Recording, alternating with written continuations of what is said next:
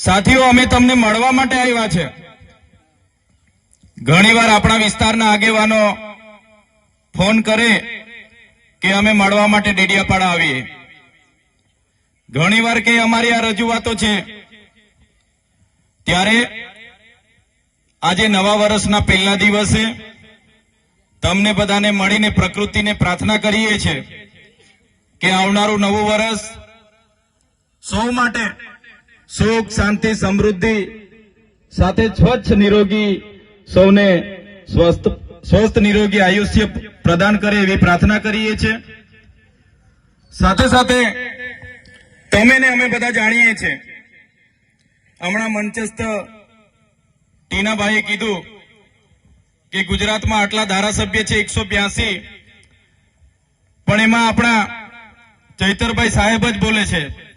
પણ અહીં બેઠેલા તમામ યુવાનો, વડીલો, માતા બહેનોને હું અપીલ કરું છું, ઘણા આગેવાનોએ મને સાહેબ સાહેબ સાહેબ કરીને કારના બોલે છે, પણ હું કોઈ સાહેબ નથી। મને તમારો ભાઈ, તમારો દીકરો બનાવીને રાખશો તો ગમશે। મારે કોઈ સાહેબ ભાઈ બનવું નથી, મારે કોઈ મસીહા બસિયા બનવું નથી, મારે કોઈ સાહેબગીરી બનવું નથી। કેમ કે તમે મને સાહેબ બનાવશો તો તમારો ને અમારો અંતર વધી જશે, એટલે મને ભાઈ બનાવીને તમારે રાખવાનો છે। રાખશો ને બધા? સાથીઓ, હું તમને કહી દઉં, ગુજરાતમાં 27 બેઠકો આદિવાસીઓ માટે રિઝર્વ બેઠકો છે। એમાં તમારી છોટાઉદેપુરની પણ 3 આવી ગઈ, અમારી નર્મદાની પણ 2 આવી ગઈ, એમાં ડેડિયાપાડામાંથી હું ચૂંટાયેલો છું। તો 27 બેઠકો પર તો બીજી કોઈ જાતિવાળા લડતા નથી, લડે છે કોણ? આપણા આદિવાસી લોકો જ લડે છે। સાચી વાત છે કે ખોટી વાત છે? હા, પાર્ટીઓ અલગ અલગ છે, કોઈ ભાજપમાંથી લડે છે, કોઈ કોંગ્રેસમાંથી લડે છે, કોઈ આમ આદમી પાર્ટીમાંથી લડે છે, કોઈ બીટીપીમાંથી લડે છે, કોઈ ભારત આદિવાસી પાર્ટીમાંથી લડે છે, કોઈ સપામાંથી લડે છે, કોઈ બહુજન સમાજ પાર્ટીમાંથી લડે છે, પણ આખરે ચૂંટાઈને તો આદિવાસી જ વિધાનસભામાં જાય છે ને। 27 બેઠકો આદિવાસીઓ માટે અનામત છે, છેલ્લે ચૂંટાઈને તો આદિવાસીઓ 27 જણ જ વિધાનસભામાં જાય છે। બધાએ બોલવું પડે, પણ જ્યારે આદિવાસી સમાજને માટે બોલવાની વાત હોય, 1-2 ધારાસભ્યને છોડીને કોઈ આદિવાસી ધારાસભ્ય વિધાનસભામાં આપણા સમાજ માટે બોલતા નથી, કેમ કે એ લોકોને ટિકિટની ચિંતા છે। આજે આટલો બધો આપણા વિસ્તારમાં અન્યાય અત્યાચાર થાય છે, કોઈ બોલતું નથી।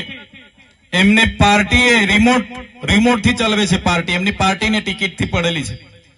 ત્યારે આજે તણખલાના આ મંચ પરથી હું તમને કહેવા માંગુ છું, હું જે વિધાનસભામાંથી ચૂંટાઈને આવું છું એ આદિવાસી રિઝર્વ એટલે કે આદિવાસી અનામત બેઠક છે।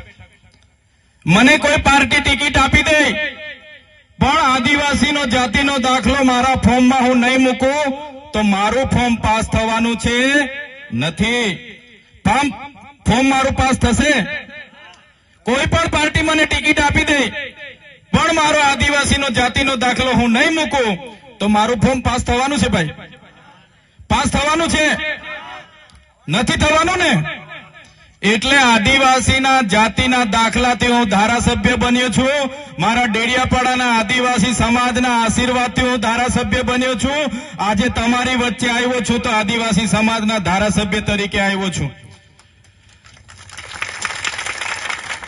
જે દિવસે મારી પાર્ટી પણ આદિવાસી સમાજ માટે બોલતા મને રોકશે, તે દિવસે સૌથી પહેલા મારી પાર્ટીના પાટિયા ચૈતર વસાવા પહેલા ઉતારીને મૂકી દેશે।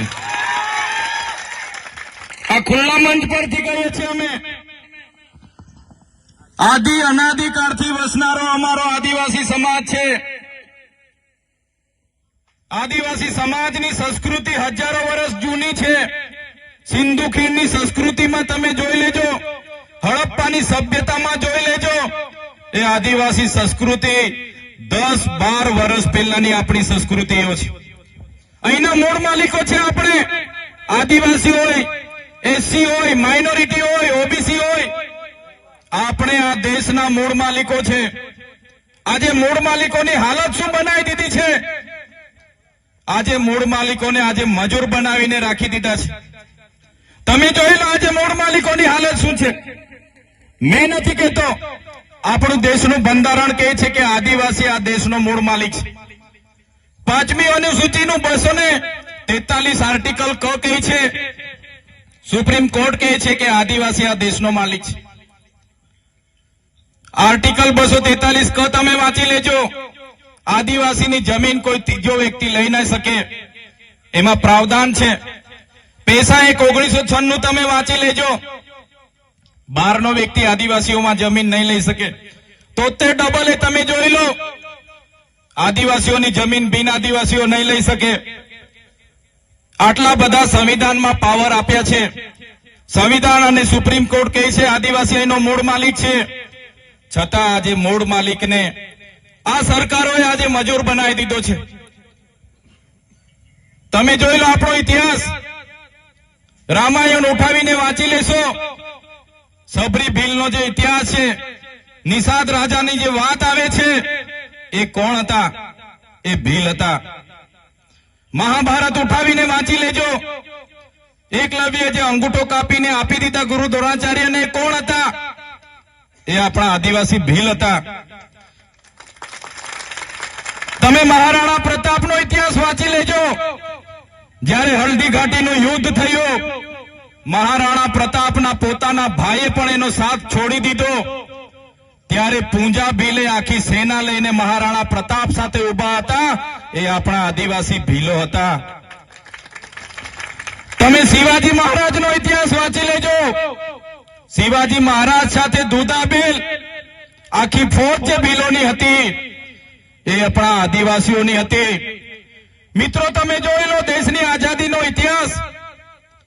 બિરસા મુંડા હોય, ખાજ્યા નાયક હોય, ટાટિયા ભીલ હોય, જયપાલસિંહ મુંડા હોય,